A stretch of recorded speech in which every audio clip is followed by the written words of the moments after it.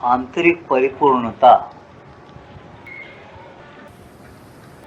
गए सत्संग की जो पंक्तियां लेकर के आगे बढ़ रहा हूं आज के सत्संग में। अब सुनिए, किसी चीज को एक रूप अविभाजित तथा तब कहते हैं जब उसके सभी भाग एक जैसे होते हैं, उस चीज के अनुरूप होते हैं।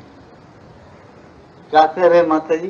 किसी चीज को एक रूप अविभाजित तब कहते हैं जब उसके सभी भाग एक जैसे होते हैं, उस चीज के अनुरूप होते हैं। दूसरे शब्दों में, जब सारी सत्ता एक ही प्रभाव के अधीन होती है, एक ही चेतना से, एक ही आवेग से, एक ही इच्छा शक्ति से चालित होती है, तब उसे एक रूप सत्ता कहते हैं। तब उसको एक रूप सत्ता कहना, ये बता रहे। कब एकता रहना, जैसा शरीर, प्राण, मन, बुद्धि, ये सब एकता के अंदर रहते काम करना। एकता में एक ही काम के लिए सब तैयार है। शरीर चाहे सहारनपुर जाने का, या प्राण या मन चाहे सहारनपुर जाने का, शरीर बोला नहीं, मेरे को चलना नहीं होता, मैं नहीं जा सकता, बहने ऐसे शरीर जवाब दे दिया। तो एकता नहीं है दोनों में। शरीर भी तैयार होना, प्राण भी तैयार होना। शरीर चाहता है जाना, मन में सुस्ती आ गई, प्राण में नहीं जाता, अच्छा नहीं जाना। ऐसा जो अपने अंदर जो एकता नहीं है, उसका नाम विभाजन है। विभाजन क्या? अलग अलग। तो वो विभाजन जो है, वो विभाजन एक अनुरूप कैसा, एक अनुरूप कैसा होना, तो दूसरे शब्दों में बताए कि एक का आवेग से, एक ही इच्छा शक्ति से चालित होती है, उसका नाम एक रूप सत्ता है। भगवान तरफ जाना है आपको, शांत स्थिर बुद्धि से ध्यान करना है। तो हम माता जी लिखते, तुम जब ध्यान करते हो तब तुम शरीर ठीक शांत स्थिर बैठ सकता है, उद्राटित करता आता नहीं, फिर मन चक्कर लगाते। तो एकता हुई क्या तुम्हारे मन प्राण शरीर से? कुछ विचार करते तो प्राण जोर जोर से चलते। ऐसा देखो, थोड़ा दौड़ के आओ, प्राण जोर जोर चलते। शरीर चंचल हो गया, प्राण भी चंचल हो गया, मन चंचल हो गया, शरीर प्राण भी चंचल हो गया। इस स्थिर एकता कैसा लाना, जिन्होंने बताते वो एकता लाना ही, विभाजन नहीं। तो आज मनुष्य कभी भी नहीं सोच रहा कि अपने अंदर ही एकता नहीं है, शरीर प्राण मन की। हम भारत में एकता लाना, एकता प्राप्त करना, करोड़ों लोग है, हो सकता क्या है? हमें ये समान करना हो सकता हुआ है कि अब तक? फिर कैसा चला? एक प्रभाव था बड़े बड़े लोगों का, वो प्रभाव के दबेले में चलते रहा। अब इसी तरह से चल रहा। सही योग तो ये है और सही बात तो ये है, भगवान यही बोलते कि अपने अंदर पहली एकता होना, शरीर प्राण मन की, और वो बहुत बड़ी, बहुत महत्व की चीज है। तो इससे अपने शरीर में, प्राण में, मन में एक समता शांति आ गई, तो तुम तीन लोग के राजा बन सकते। राजा अपने अंदर पहली एकता होना।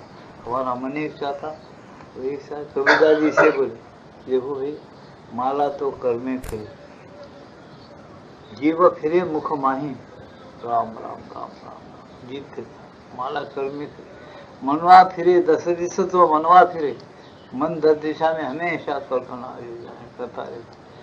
फिर ये तो सुमिरन नहीं बोले। अब एकता कहाँ है? भगवान का जो सुमिरन करना चाहते हैं कि मैं एक चित्त एक चित्त कहाँ है? ये बहुत बड़ी बात है, जब उम्र भर सोचने के लायक है। मैं पर्सनल बोल रहा हूँ, उम्र भर सोचने की बात है ये, याद रखो। तुम्हारे शरीर प्राण मन में बुद्धि में एकता नहीं है, इसे भगवान तुमको नहीं मिलते। अपन भिखारी बने हुए, नहीं तो 3 लोग पर राज्य कर सकते आप लोग। कोई भी मनुष्य अगर एकता उसके अंदर है, भगवान अगर उसको मिल गया, 3 लोगों को जैसा चाहे वैसा मोड़ सकता है। यही कमी है भारत। श्री अरविंद बोले, भारत में महात्मा साधु संत और सत्पुरुष अवतार लोग आए गए, जो हो गए सो हो गए, है सो है। लेकिन हमारे पास क्या है? साधारण मानव में इस वक्त सब कुछ है, लेकिन चिंतन शक्ति का ह्रास है। बोले वही एक कमी है। एक ही बात बता, सब कुछ है लेकिन चिंतन शक्ति हमारी जो है कमजोर है।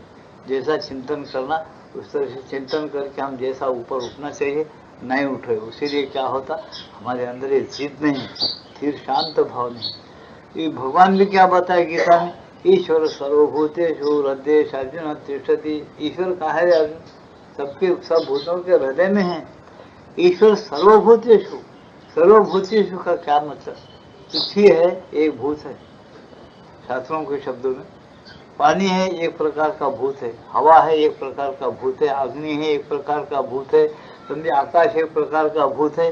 तुम जो ये पंचमा भूत जिसको सब भूतों में इससे बने हुए चीजें सब भूत ही भूत है, यानी पहले से बने भूत, भूत भविष्य वर्तमान। पहले से भगवान कौन से तारीख को पैदा किया इन भूतों को किसको भी पता नहीं आ सकता। कोई भी ये बता नहीं सकता, जिसको जितना मालूम है उतना तारीफ डाल देंगे ये बात है, लेकिन वो उसके पहले से ही है वो, समझे। इसलिए उन्होंने क्या बताया कि ईश्वर सर्वभूतेषु हृदयेषु तिष्ठति ब्राह्मण सर्वभूतानि यंत्रारूढ़ानि माया तमेव शरणं गच्छ सर्वभावेन भारत। सर्वभावेन क्यों बोले? उसका मतलब एकता से, शरीर स्थिर होना, प्राण स्थिर होना, मन स्थिर होना, बुद्धि स्थिर होना, भगवान भगवान भगवान एक ही रट होना। भगवान मिले तक उन्होंने 5 मिनट किधर भी दिल नहीं जाने दिया, तो ऐसी शांति आ जाती उसके अंदर से। उन्होंने बोला वाह, उन्होंने क्या बोले, उससे प्रसाद कैसा मिलता? उस तत्प्रसादात परम शांति, परम शांति। इधर की शांति नहीं, आइसक्रीम खाए, बर्फ खाए, एयर कंडीशन में बैठे वो शांतता मालूम होगी, नहीं नहीं नहीं, परम शांति मिलेगी। और परम शांति में विभोर हो जाएगा, मगन हो जाएगा। फिर क्या मिलेगा? शाश्वत स्थान। तुम्हारा शाश्वत स्थान कहाँ है? तुम पैदा कहाँ से होते, कहाँ से निथर कर आते, ऊपर से खिसक कर कैसे आते हो शरीर प्राण मन गर्भ में, फिर गर्भावस्था के यहाँ व्यवहार करके फिर कैसे चले जाते हो, इसका भी तुमको पता लगता। कैसे शाश्वत हो इसका पता लगता, क्योंकि इसको तुम कर सकते क्या? एकता से सब होता। बोलते हम सब अगर एक हो गए, हमारे मास्टर हमको सिखाते थे, मेरी उम्र क्या अगर है तो वो लोग समझ जाते।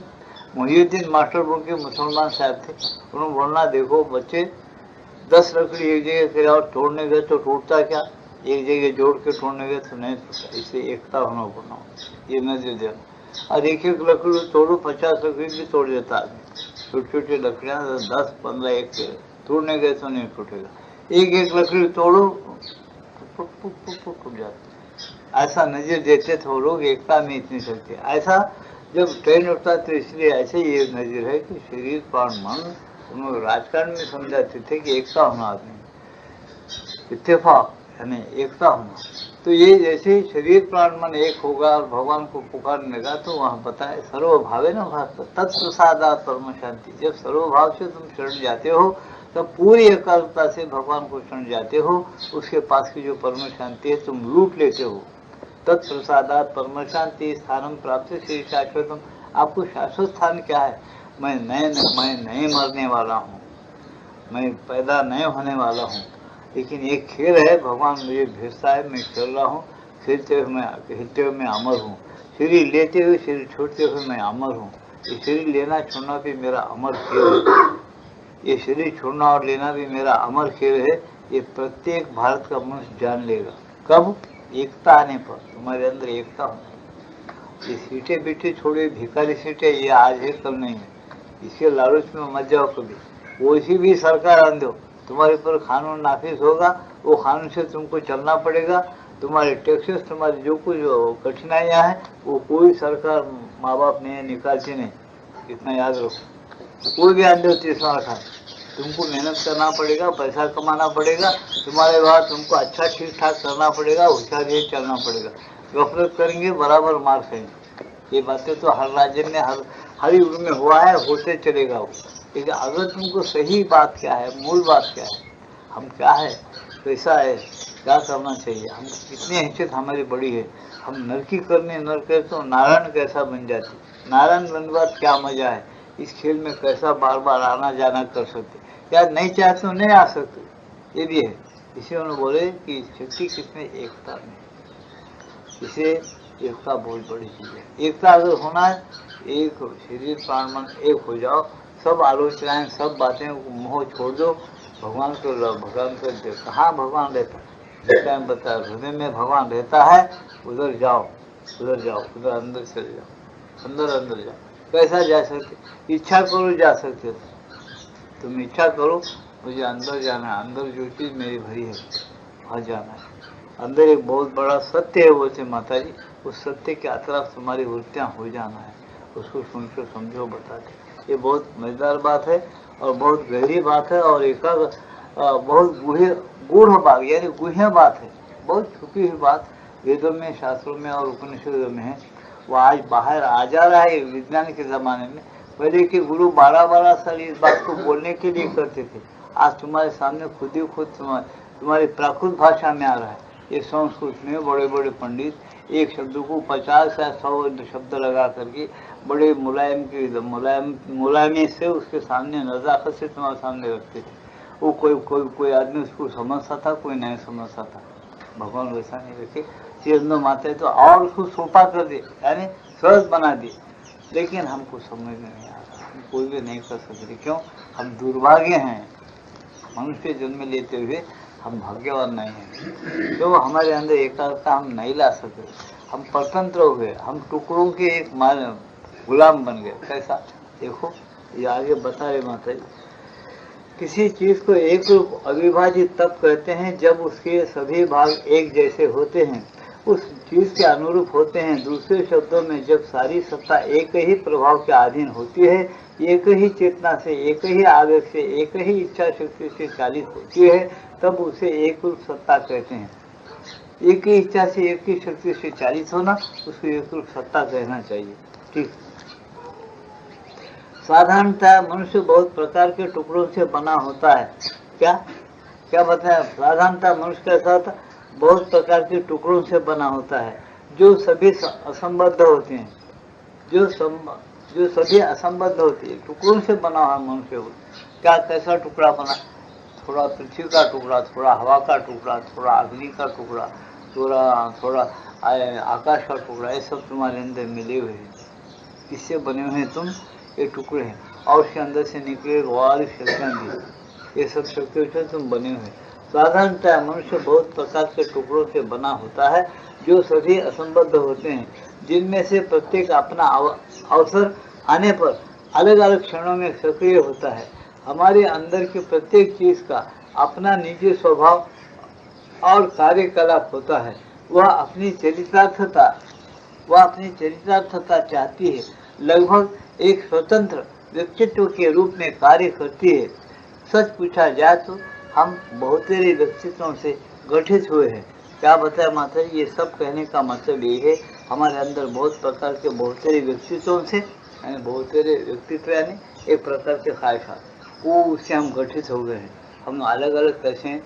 इसमें देखो अपने स्वभाव कैसा, तुम्हारा स्वभाव एकदम, तुम्हारा स्वभाव गाना सुनने की इच्छा हो जाती है। क्या करते हो? गाना सुनने की इच्छा से, गाना सुनने वाला कौन है? तुम हो, लेकिन तुम्हारे पास कौन से साधन है गाना सुनने का? ये सुना नहीं जाता।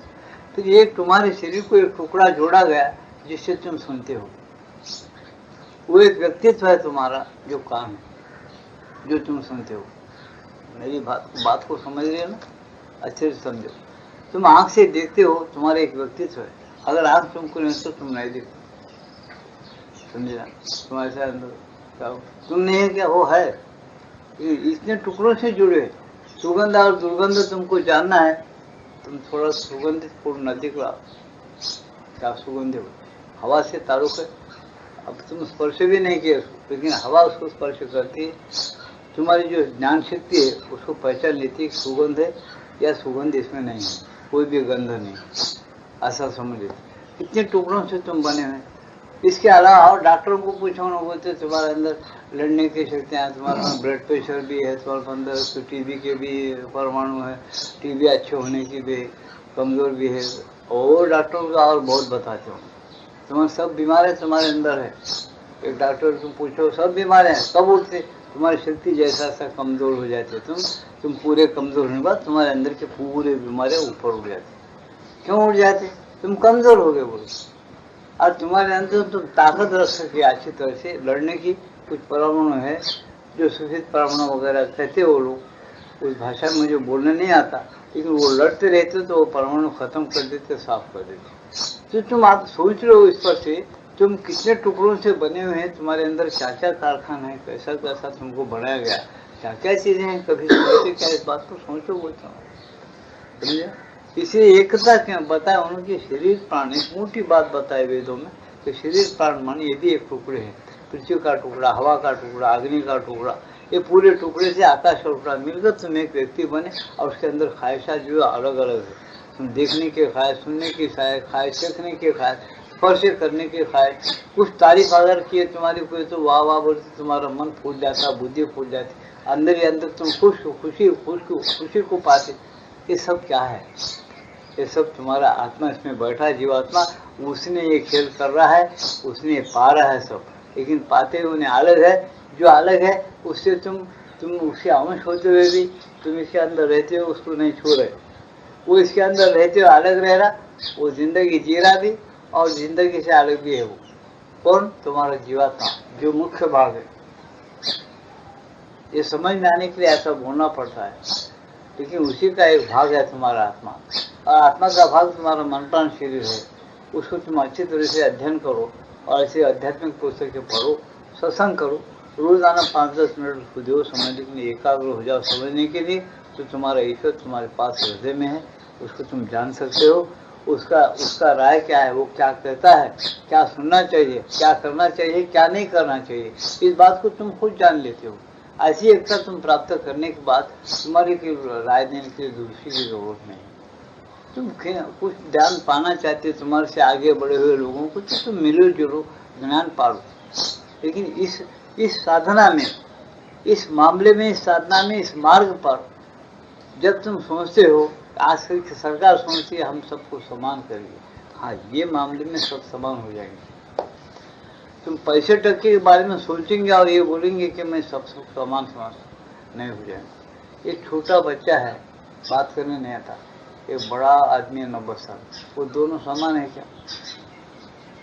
समान करते हो। हम शरीर से नहीं बोल रहे, पैसे से करो तो समान बुद्धि खर्च करने की नहीं रहेगी। तुम विद्या पढ़ाते हो, विद्या पढ़ाओ, लेकिन बुद्धि, वो विद्या को किस तरह से यूज करना, किस तरह से उसको बेकार काम में खर्च करना, किस तरह से अच्छे काम में विद्या और बुद्धि को लगाना, ये और एक चीज है। इससे तुम कोई भी सरकार हो, कोई भी तीसरा खान आंदोलन जगत में, उन्हें एकता नहीं ला सकते। अगर ऐसा हो तो महाराज ऐसा कर सकूंगा बापू, हाँ सुरेंद्र माथे बोलते बराबर एकता आएगी। कब आएगी? ये रास्ता है उसका एकता। तुम पहले अपने अंदर एकता प्राप्त करो, शरीर प्राण मन तुम्हारा ऐसा डट के बढ़ जाए, मैं कौन हूँ, क्यों जी रहा हूँ, किनके लिए जी रहा हूँ। एक दिन इसको छोड़ के मैं जाता हूँ, मेरे प्रिय पत्नी को छोड़ता हूँ, बच्चों को छोड़ता हूँ, जायदाद को छोड़ता हूँ, सब बातों को छोड़ के चले जा रहा हूँ।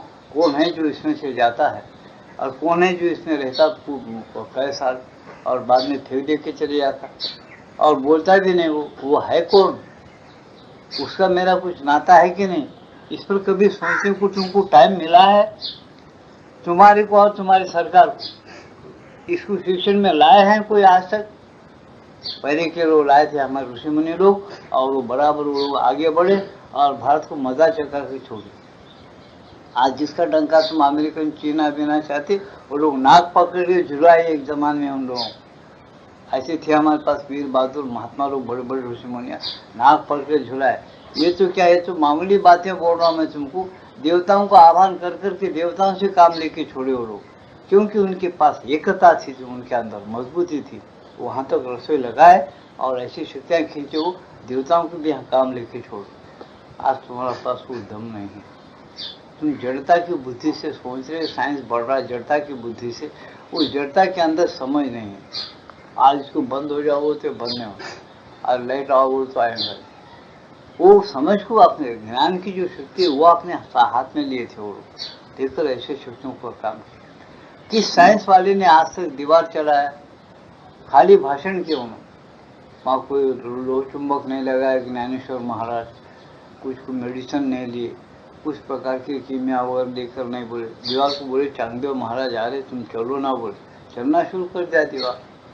हम इसको आज मानते हैं नहीं मानते, लेकिन बराबर वहाँ दर्शन को आते। देववाड़ी में दर्शन को जाएंगे, ज्ञानेश्वर को पाँव पड़ेंगे, तुकाराम महाराज को पाँव पड़ेंगे, सब संतों को पाँव पड़ेंगे, हम जरूर मानेंगे। कि वो लोग क्यों पाप पड़ते, क्यों मानते, उनका साइंस अलग है।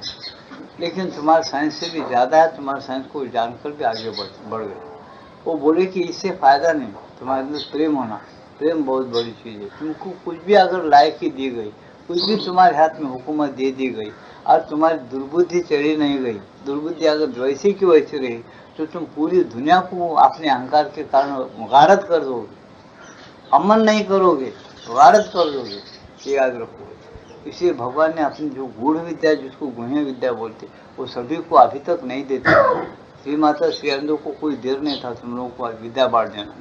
और बड़े बड़े साधु संत जो गुप्त लोग हैं, आज तक भी दुनिया में नहीं है ऐसा मत समझो, जरूर है, वो लोग भी नहीं दे सकते। क्यों नहीं दे सकते? उसको किस तरह से यूज करना, उसको किस तरह से अपने अंदर एकता रख के दूसरों के अंदर कैसा एकता लाना, ये बात कोई लेने के लिए बुद्धि नहीं है उनके पास।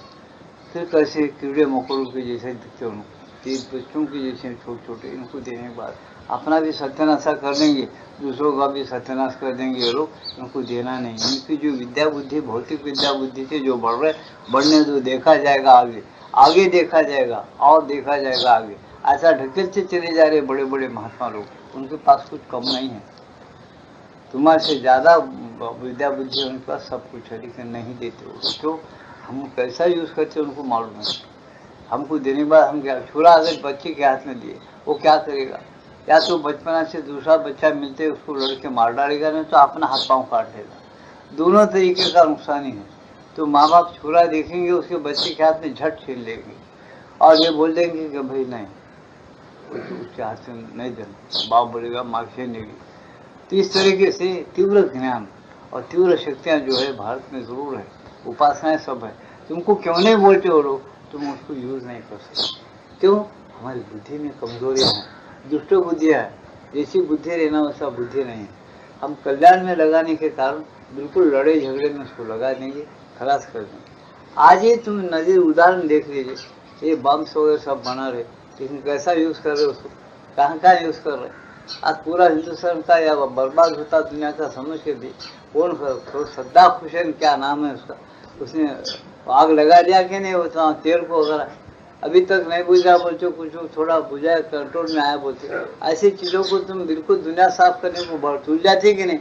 तो फिर तुम कितने, तुम राजा है, नंबर 1 के नालायक है, ये देखो पहले बोलते। तुम अपने एक के अहंकार के कारण पूरी दुनिया को सत्यानाश करने को बढ़ते कि नहीं? फिर ऐसी शक्तियाँ देखकर क्या फायदा? इसलिए ये शक्तियाँ जो है मौजूद है, हर एक के पास है। लेकिन कब आता है तुम्हारे पास? जब तुम्हारा दिल निर्मल हो जाए, स्वच्छ हो जाए। इसी माता बोलते एकता होना, शरीर में, प्राण में, मन में, बुद्धि में एकता होना। शरीर रोज नहाए, निर्मल रखे, मन में पाप है, निर्मल नहीं, वो शक्ति नहीं आएगी। प्राण शुद्ध चीजें खा के शुद्ध रहन सहन रहे तो बराबर शक्ति आएगी, लेकिन बुद्धि काम नहीं करेगी। इसीलिए क्या कहते हैं, ऐसा सोचो कि शरीर प्राण मन, जिनको त्रिकर्ण शुद्धि जिसको बोलते, कायिक वाचिक मानसिक प्राणी के शुद्धियाँ बराबर लेते हुए तुम आगे बढ़ेंगे। हर चीज तुम्हारे पास है, हर चीज तुम्हारे पास चलती आएगी। भगवान देखते हैं कि कौन योग्य है, किसको अपना कारोबार सौंप देना। शादी नहीं, मेरे बच्चे खेलने दो बोलता वो मालिक बोलता अच्छा है खेलने दो, मैं बुरे ऐसा खेलता है तो उसको दे देंगे कारोबार, लेकिन करने वाला कौन है? आज अपन एक देखते बात आ गई, बोलते रहो थोड़ा। राम मंदिर का किस्सा सुने होंगे तुम लोग, कुछ सुने कुछ नहीं सुने। तो चांदी का पालना बेच दे, गिरवी डाल दे, लाए पैसे खत्म कर दे, पुलिस पकड़ के ले गए, उड़ेगे। ये क्या महाराज पान है या कोई हाथ के नीचे वाले ऐसे?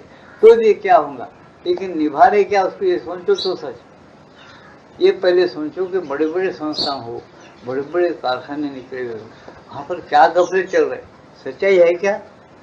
सब में एकता है क्या? नहीं। तो तुमको गुणा विद्या देकर क्या करेगा भगवान? तुम्हारे गुलाम बनेगा क्या? नहीं। इसलिए भगवान बहुत कुछ आ रहा है, बहुत सावधान। भगवान को कभी कोई भी धोखा आज तक दिया नहीं, दे नहीं सकता, और जिसको धोखा देने जो जाता खुद ही धोखे में गिर जाएगा। और भगवान अपना बराबर अंदर से खामोश तरीके से हल्लू हल्लू हल्लू हल्लू कल्याण करने की तरफ रहते, हल्लू हल्लू ले जाते। जिसको जिस तरह ले जाना है, जिसको ठोक पीट के ले जाना है ठोक पीट के ले जाना, जिसको थोड़ा सजा दे के लेना है थोड़ा ले, उसका काम ही वो है। तुम बोले भगवान दूसरा काम नहीं कर, दूसरा काम क्या है? यही खेल है उसका। उन्होंने बताया पहले, मैं व्यापक हूँ, हर जगह हूँ, यंत्रणा रोना नहीं माया, मैं अंदर बैठा हूँ, जैसे जैसे जिसके कर्म है वैसे मैं घुमाता हूँ। जो मुझे शरण आएगा तो उसको मेरी परम शांति तरह दे देता हूँ, शाश्वत स्थान बताता हूँ। बाबा ऐसा है तो ठीक चल, तो मेरा भीड़ हो जाएगा, नहीं तो एक खेल में से हो जाएगा, गुमराह होता। ये सारे बातें है तुम्हारी हिंदू फिलॉसफी में, वेदों में, उपनिषदों में। तुम देखते नहीं, पढ़ते नहीं, चाहते नहीं तो और बात है, वो तुम्हारी मर्जी की बात है। तुमको ये नहीं होना, इसी में मजा आ रहा। तो श्री अंदर भी लिखते हैं लाखों साल भी ऐसा चल तो भगवान के लिए क्या बोला है। भगवान बोलता मैं सेफ हूँ, मेरा दिव्यांश सेफ है, समझे। तुम भी कितने भी डरावने खाप गिरेंगे, मैं एक उदाहरण दे रहा हूँ, बड़े बड़े डरावने खाप गिरेंगे, तुम खाप में मर गए ऐसा समझो, ले जाके मुर्दा भी जला दे, ऐसा खाप पड़ रहा समझो, फिर जागृत होते तुम जिंदे रहते। वो खाप का कुछ असर तुम्हारी जिंदगी पर हो रहा क्या, तो जागृत सोच भी अच्छी। ऐसा भगवान खेल रचा है, तुम्हारा जो दिव्यांश है वो सिर्फ है। तुमको यहाँ सुख और सच्चाई होना है तो दिव्यांश क्या है अंदर, उसका ध्यान करो, उसको पकड़ो, उसकी मर्जी क्या समझ कर चलो, तो उसका भी आनंद यहाँ तुमको व्यवहार के अंदर मिलेगा। और सच्चाई से जिन्हें जीते हुए भी आदमी कैसा ऊपर उठ सकता है, कैसी शांति कमा सकता है, कैसी तृप्ति उसके अंदर आ सकती है, ये बराबर मालूम होता है हमें। अब सच्चाई के ऊपर रहना, सत्य का प्रेम अपने अंदर पैदा होना, शरीर को, प्राण को, मन को, सबको पैदा होना तो ठीक हो।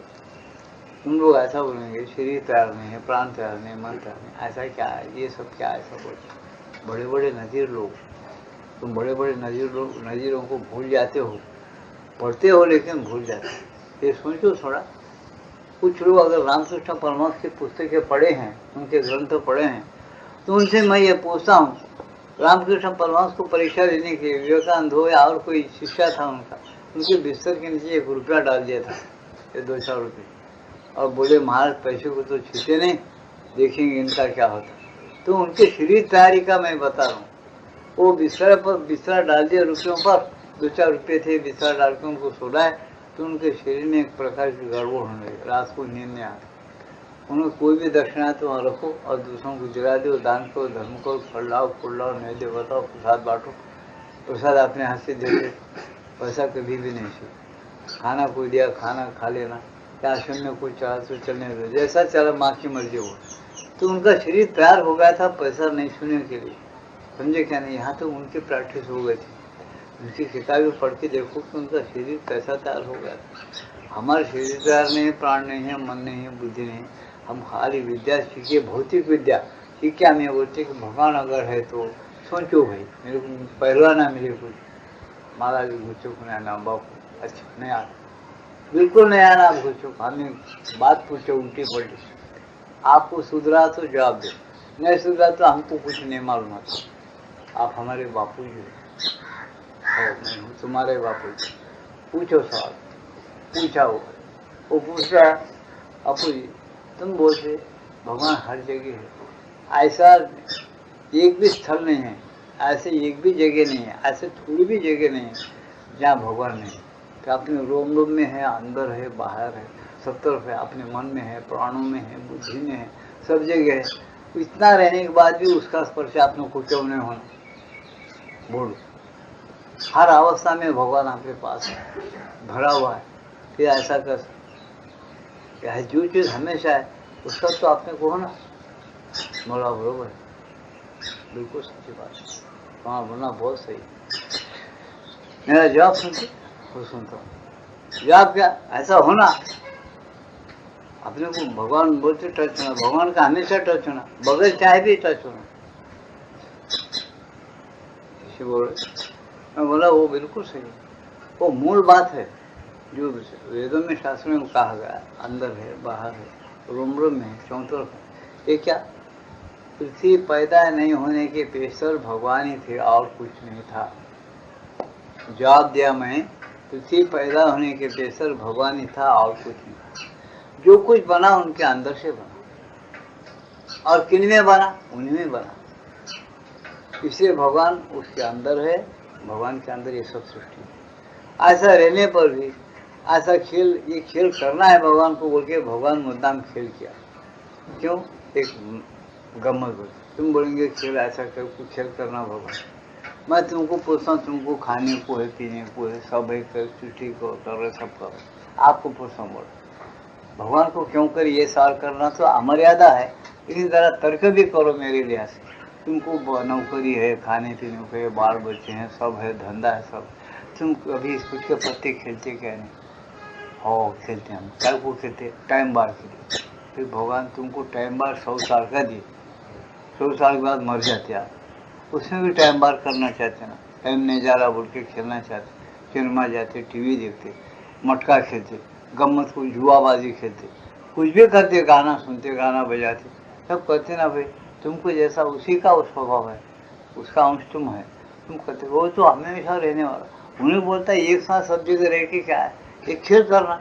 उसके दिल में आए, खेल रचा दिया, खेल रचा, लेकिन उन्हें झूठ नहीं है, फंसाया नहीं। उन्हें बोल रहा मैं हर जगह हूँ, तुम्हारे अंदर हूँ, बाहर हूँ, तुम एकता से आओ, स्थिर रहो, शांत रहो, मेरे साथ दिल रखो, मैं तुमको मिल जाता हूँ, तुम्हारे से एक रहता हूँ, मेरी मर्जी से सुनो, तुमको दिव्य जीवन मिलेगा, तुमको मेरा आनंद मिलेगा, शक्ति मिलेगी, मेरे जैसे तुम पूर्ण मुक्त रहेंगे, मेरा रूप तुम्हारा रूप एक हो जाएगा। सब बोल रहा है बेचारा वो भगवान, क्या छुपा है तुमसे?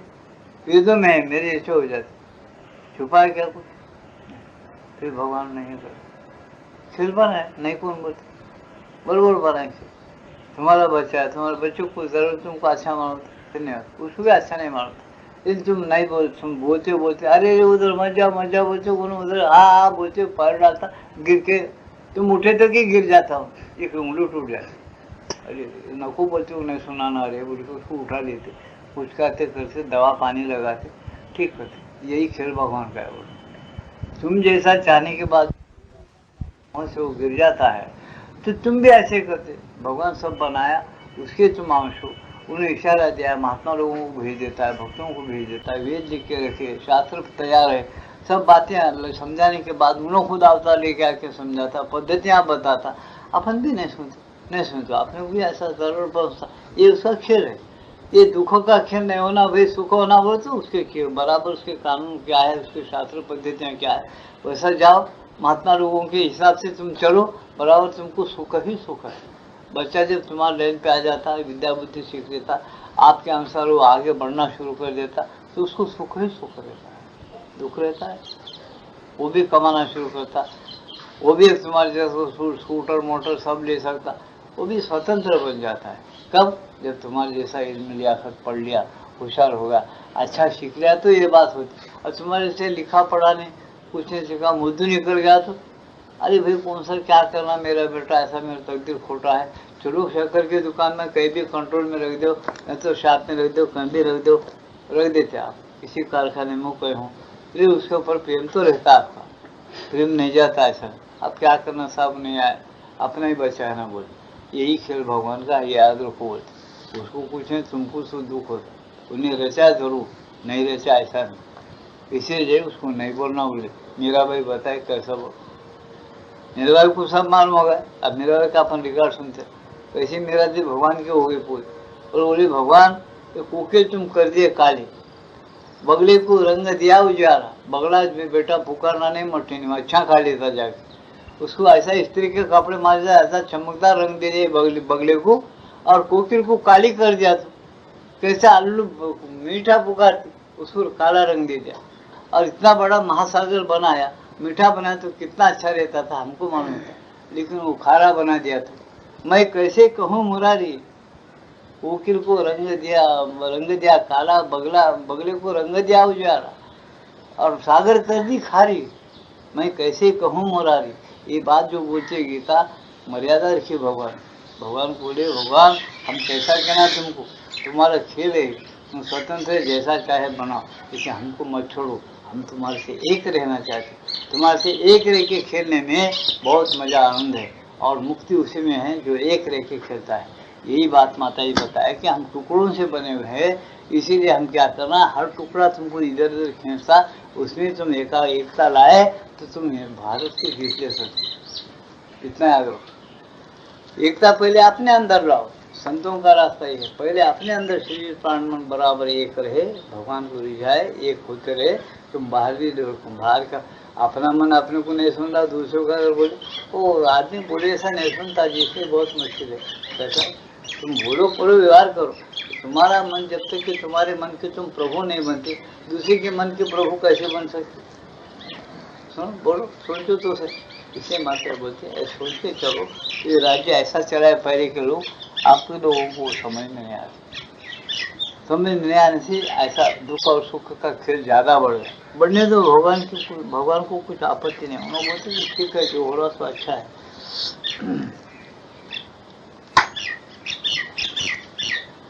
या क्या बताया, साधारणतः मनुष्य बहुत प्रकार के टुकड़ों से बना होता है। अच्छा, ये होगा।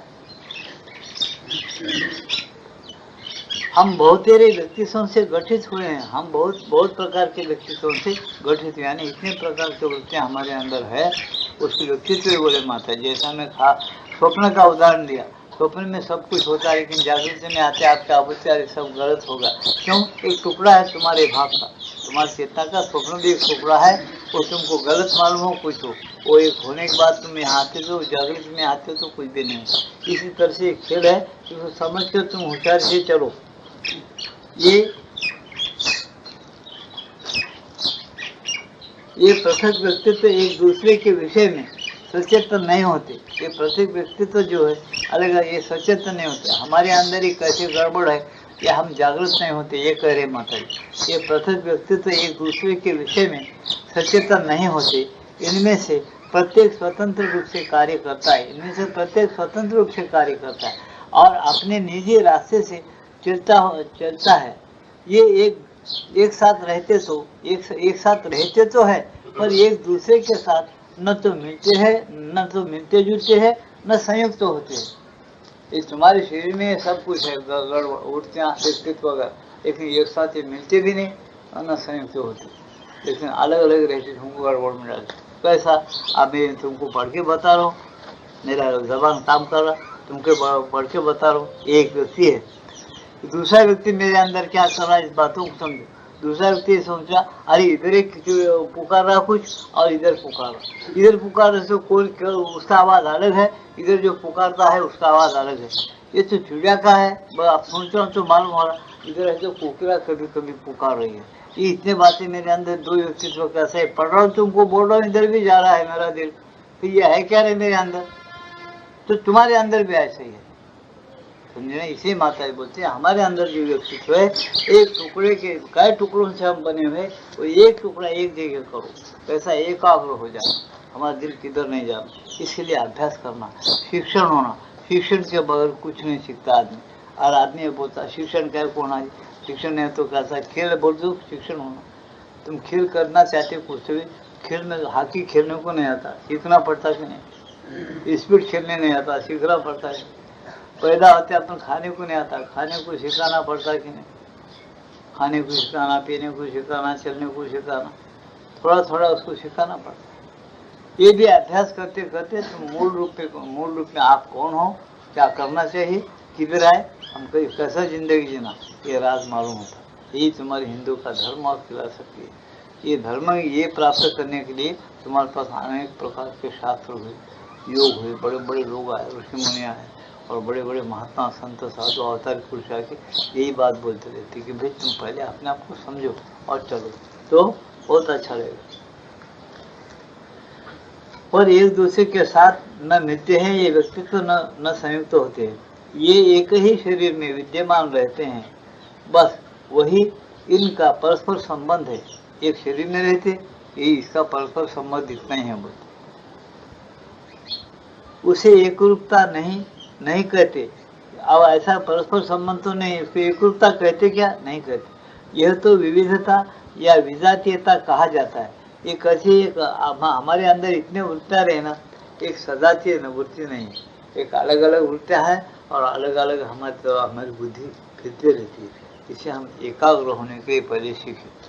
एकनिष्ठ और एकाग्रता का अभ्यास जरूर करना, जिससे तुमको तुम्हारा मूल रूप मालूम होकर मूल ज्ञान जो है सृष्टि के पहले से भी तुम्हारे अंदर जो छुपा हो, वो ज्ञान तुम्हारे अंदर उदय होता, प्रौढ़ होता है। जब तुम्हारा अज्ञान चले जाता, तुम व्यवहार में हो या परमार्थ में हो, जब तुम चमकना शुरू कर देते हो, तब तक नहीं, तब तक अज्ञान के अंदर, मोह के अंदर रह के जो दूसरा करता है वही तुम करोगे, जो तुम्हारे माँ बाप करते वही तुम करोगे। मैं स्पष्ट बोल रहा हूँ, तुम्हारे माँ बाप बहुत अच्छे हैं, तुमको थोड़ा रास्ता ठीक लगता है। कभी कभी माँ बाप अच्छे तो बच्चे बुरे भी नहीं करते, कभी माँ बाप बुरे रहते तो बच्चे अच्छे नहीं करते। ये सब क्या है? तुम्हारे पहले के कर्म, आपकी सोबत, आपका तुम सृष्टि से सीखते ये सब, मूल रूप से नहीं सीखते। मूल रूप अंदर छुपा हुआ है, वो हर बार जन्म लेता है, काम करके छोड़ देता है, कुछ भोगने के लिए अपने साथ संस्कार लाता है, वो उसके अंदर मिला हुआ रहता है तुम्हारे व्यक्तित्व के अंदर, उसके साथ ही नाटक चल रहा है। उसको तुम डिटेल पूछेंगे, मेरे साथ बैठो 12 साल समझा सकता हूँ, एक दिन में 12 साल, एक एक ऐसे ऐसे बारीकियां इसके अंदर, तुम सुन सुन के ये मेरे को चक्कर आ रहे बोल के बाजू में जाके बैठ जाना पड़ता। बुद्धि को एकाग्र करना ना अभ्यास है क्या? बुद्धि को एकाग्र करने, सुनने के लिए भी तो एकाग्रता होना ना। आदमी कब तक सुनेगा? उनसे भी चीज़ हो, थोड़ी देर सुनेगा, बस है बोता उसको ठहरने के ये नहीं, एकाग्रता नहीं, हट जाता हूँ वहाँ। इसीलिए सुनिए क्या है अध्यात्म ज्ञान बोले, आपने जीवात्मा का धर्म, अध्यात्म बोलते जीवात्मा को, गीता में पढ़िए लिखा हुआ है अध्यात्म करना है जीवात्मा को, उसका ज्ञान, उसका धर्म सीखना है। वो मूल रूप का एक अंश है, मूल रूप में जो है उस अंश में भी वही बातें हैं, वही ज्ञान है जो मूल रूप में है।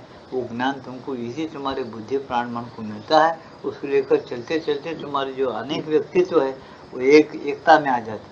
जब एकता में आके उसके मूल रूप जो परमात्मा उसका जो अंश जीव है उसके अतराफ एकाग्र हो जाते, तब क्या होता?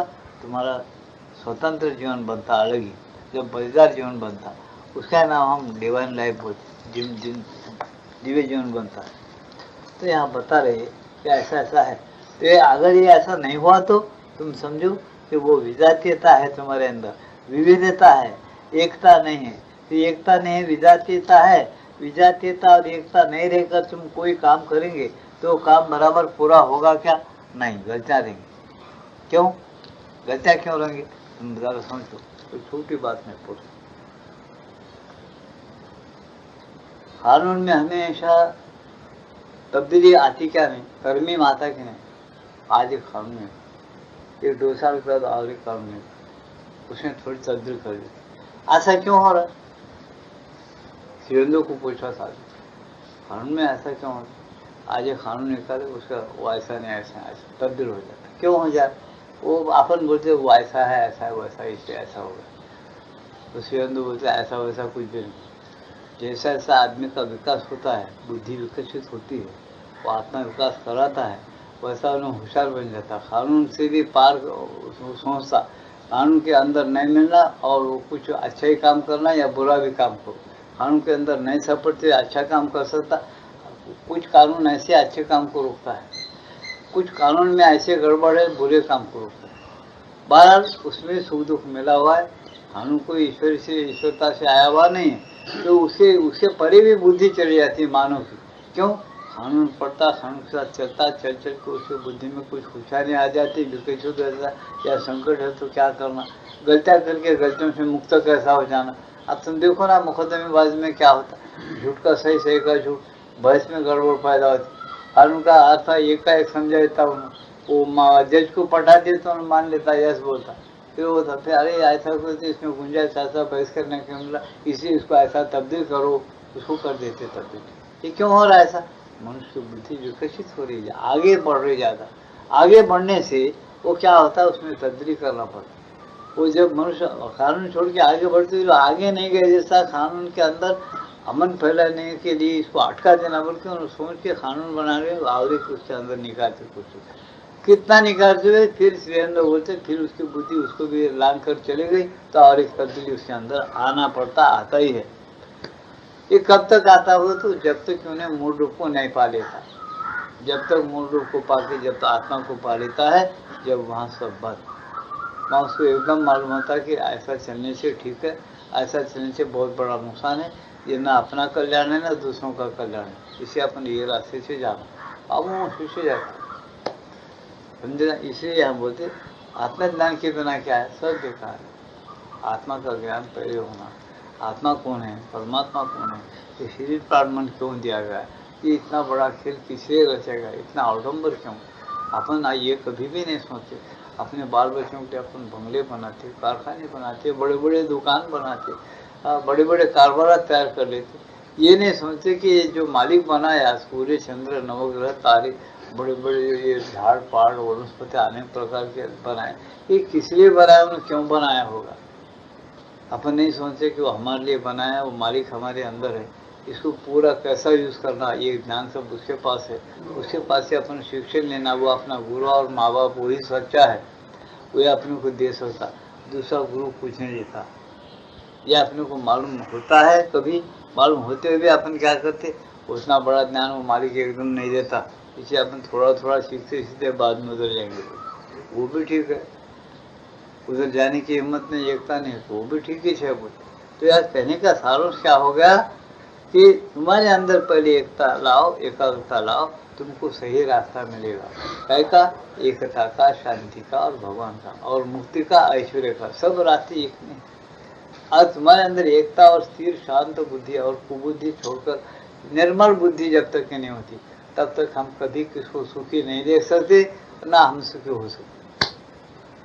ये सारा विषय सत्यनिष्ठा का, सत्यनिष्ठा पर रहने वाला बराबर कभी दूसरों का दुख नहीं चाहेगा, अपन भी दुखी नहीं होगा, दूसरों को दुख में गिराना नहीं चाहता।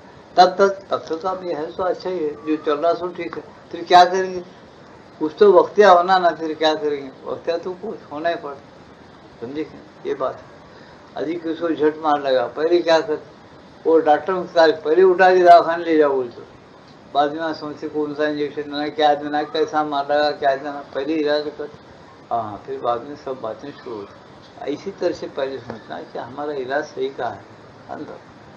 हर एक आदमी, अगर आज का जमाना विज्ञान का ऐसा, हर आदमी अपने आत्मा को पालेगा, और आत्मा क्या बोलता है वही सुनना, तो अपने को मुक्ति सहज मिल जाती। मुक्ति यानी हर प्रकार के दुख से छुटकारा पा जाना। शास्त्रों में दो ही बातें होती हैं, अत्यंत दुखाची निवृत्ति, परमानंदाची प्राप्ति, इसका नाम मुक्ति है। बस मुक्ति का मतलब जन्म नहीं लेना, शरीर छोड़ना और शरीर लेना नहीं लेना, ऐसा नहीं है। शरीर लाखों बार ले, लाखों बार छोड़ो, उसको बंधन नहीं बोलते। तुम लेते वक्त सचेतन रहो, मैं शरीर में जा रहा हूँ, ये जन्म ले रहा हूँ, इसीलिए ले रहा हूँ कि मेरे को दुनिया के अंदर ये काम करना है, उसका नाम मुक्ति। समझ रहे मेरे बात को, अच्छा समझो। ये बातें तुमको दूसरे पंडित नहीं बोलेंगे, याद रखना, लिख लो नोटबुक में, समझे ना। शरीर छोड़ते वक्त याद रखना, कौन से संस्कार में जमा किया हूँ, ये मेरी गठरी लेकर मैं कौन से जन्म को मुझे जाना है, आगे काम मेरे को कौन से जन्म में जाने के बाद मेरा काम कामयाब होता, वो सोच समझ कर अपने शरीर को छोड़ जाना, उसका नाम मुक्ति है। समझना, निडर होकर के शरीर छोड़ना, शरीर लेना, तुम्हारे हाथ में रहना, इसका नाम है तुम तकदीर और तदबीर तुम्हारे हाथ में रखे तुम खेल कर रहे। भगवान तुम लोगों से यही आशा करता मानव से, और यही चाहता है। ये तुमको नको है, फेंक दो, जिनको होना है वो रास्ते से चले जाएगा, समझे कि नहीं। उसकी पूरी दुनिया है, तुम याद रखो, वो किसी का अभिमान नहीं पकड़ेगा, समझे क्या, वो मानव जाति का पकड़ेगा। उन्होंने बोलता अमेरिकन का मानव रहो, इंग्लैंड का मानव रहो, पाकिस्तान का रहो या हिंदुस्तान का रहो, मानव जाति को सुख होना, मानव के अंदर जो शक्ति आना, असुरों की बुद्धि निर्मल होकर शुद्ध होना, नहीं तो आसुरी लोग नहीं रहना, राज्य में आतंक नहीं करा, सुख है सुख, आनंद का राज्य होना, राम का राज्य होना, वो लोग बोल सकते हैं। वो लोग नहीं बोल सकते कि मैं हिंदुस्तान का हूँ, हिंदुस्तान का मैं अभिमान रखना, गलत है। हम ये पूछते हैं कि तुम लोग अगर पहले ऐसा बोलने वाला व्यक्ति और इंग्लैंड में पैदा होता तो इंग्लैंड मेरा मातृरूप है, मैं वहाँ का अभिमानी हूँ बोलता, समझे ना।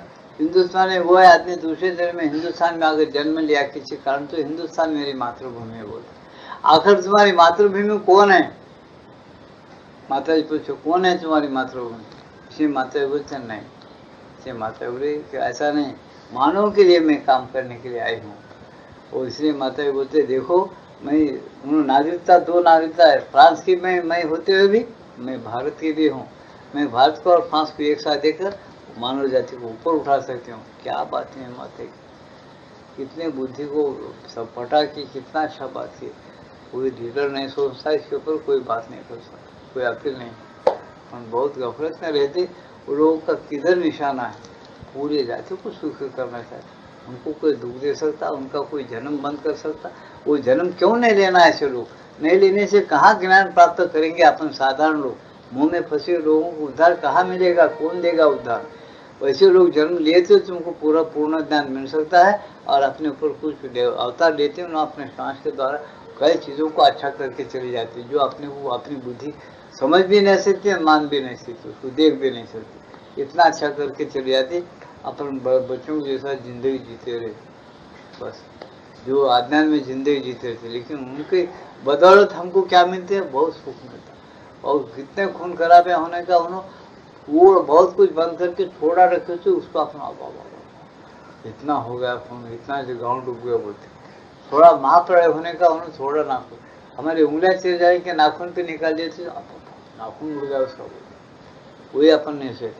लेकिन खेल है भगवान का, तो भगवान भगवती माता दोनों भी बराबर इस दुनिया में अनंत लोगों में वो रहते हैं, और खेल भी खेलने के लिए सगुण बोल के, सगुण बन के मशीन बन के आते हैं और खेलते रहते हैं। ऐसा टाइम बोलो 5 मिनट। तो ऐसा खेल है, इसे हम क्या करना, इस खेल में अगर किसी को शरीक होना है, शरीक होना चाहता है, तो भगवदगीता फाउंडेशन है श्री अरविंदो का पूर्ण का, उसको अच्छी तरह से पढ़ो।